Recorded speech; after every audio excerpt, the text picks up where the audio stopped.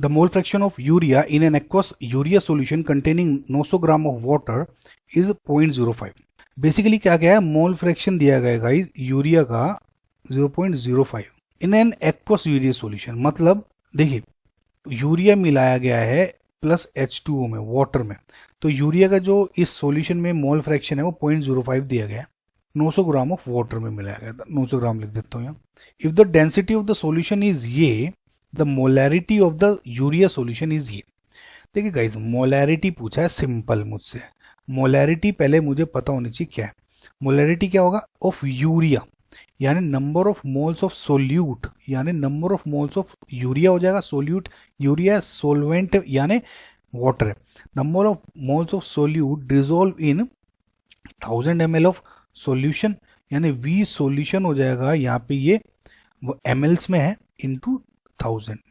अब मुझे number of moles of urea निकाल लूँ और V ऑफ सॉल्यूशन निकाल लूँ तो आसानी से हो जाएगा मेरा। ठीक है गाइस, समझ में आपको। अब देखिए 1 by 1 मैं अब निकालता हूँ। यूरिया निकाला है 0.05, तो ये क्या हो जाएगा, number of moles of urea divided by number of moles of urea plus number of moles of H2, जिसे बोलता हूँ मैं कि number of mole fraction of urea क्या है, number of moles of urea divide by total number of moles of solution. Solution में क्या होगा, number of moles of solute plus number of moles of solvent. So अब मुझे अगर number of moles of H2O निकालने हैं, क्या वो निकलूंगा कि मास अपॉन मोलिकुलर मास, मास क्या है 900 gram divide by 18, molecular mass 18 होता है, यानी ये क्या हो जाएगा आपका 50। सो NH2O आ गया आपका 50, इसको मैं लिख देता हूँ, ये हो गया आपका 50। अगर अब मुझे अब N यूरिया निकालना है, अब देखिए इस रिएक्शन को आप सोल्व कर दें, 0.05 to N upon N plus 50, math से सिंपल गाइज, मैं डायरेक्ट लिख ले रहा हूँ क्योंकि टाइम वेस्ट होगा, मैथ्स क्या सोल्व करूँगा इसमें। अब N यूरिया अपॉन 50 अपॉन 19 आ जाएगा कुल मिला के। अभी समझ लें, N यूरिया की वैल्यू मैंने निकाल ली इसके लिए। अब मुझे निकालना है V सॉल्यूशन। मुझे दिया हुआ है डेंसिटी ऑफ सॉल्यूशन दिया हुआ है, तो डेंसिटी क्या होता है गाइज, मास पर यूनिट वॉल्यूम। वैसे भी ना पता होता है कि ग्राम पर सेंटीमीटर क्यूब, ग्राम पर सेंटीमीटर क्यूब। डेंसिटी की वैल्यू दी हुई है आपकी 1.2, तो डेंसिटी है सॉल्यूशन की, यानी अगर total mass of solution divide by volume of solution, तो मुझे क्या निकालना है, वॉल्यूम निकालना है। मास ऑफ सॉल्यूशन निकाल लूँ तो पता लग जाएगा मुझे, है ना गाइज। तो मास ऑफ सॉल्यूशन कैसे निकलेगा, मास ऑफ यूरिया सोल्यूट यानी प्लस मास ऑफ सोलवेंट यानी H2O। मास ऑफ सोलवेंट तो दिया गया है 900 ग्राम, मास ऑफ यूरिया क्या होगा।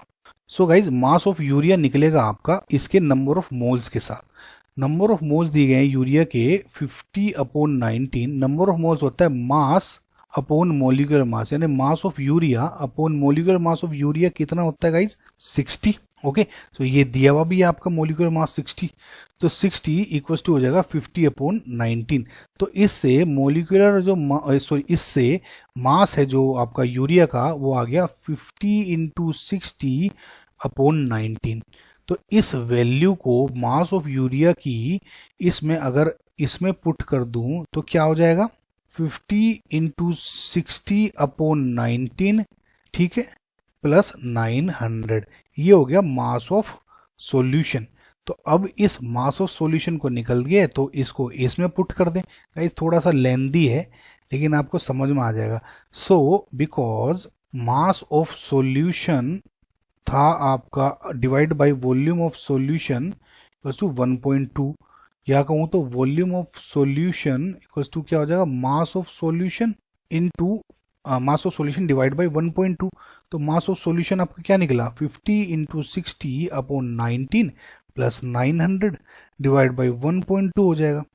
इसको जब आप थोड़ा सा इजी से थोड़ा सा सोल्व करने की कोशिश करेंगे तो इसकी वैल्यू आ जाएगी आपकी 201,000 डिवाइडेड बाई 19 इंटू 12। ठीक है, मैंने अभी रिजोल्व नहीं की, ये हो गया आपका वॉल्यूम ऑफ सॉल्यूशन। सो अब मुझे मोलैरिटी बताना है, मोलैरिटी यूरिया सॉल्यूशन की।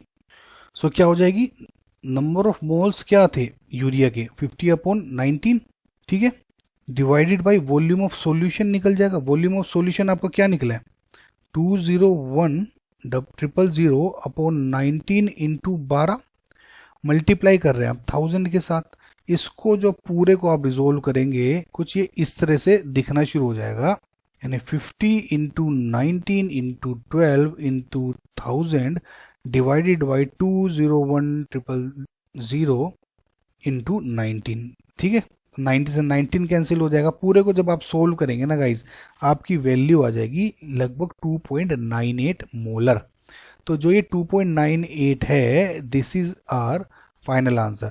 नाउ गाइज थोड़ा सा लेंदी है, वी नो, थोड़ा सा देखिए डायरेक्ट निकालना था, लेकिन बस ये है कि एक वैल्यू निकालो, फिर दूसरी वैल्यू निकालो, फिर तीसरी वैल्यू निकालो, और इट टेक्स टाइम। थोड़ा अगर आपने समझ लिया है तो दोबारा से देखें, कुछ था नहीं इसमें। बेसिकली वैल्यू बस सिंपल फॉर्मूले यूज करें, कोई एक्स्ट्रा लॉजिक भी यूज नहीं किया जैसे हमने पिछले क्वेश्चन में किया था।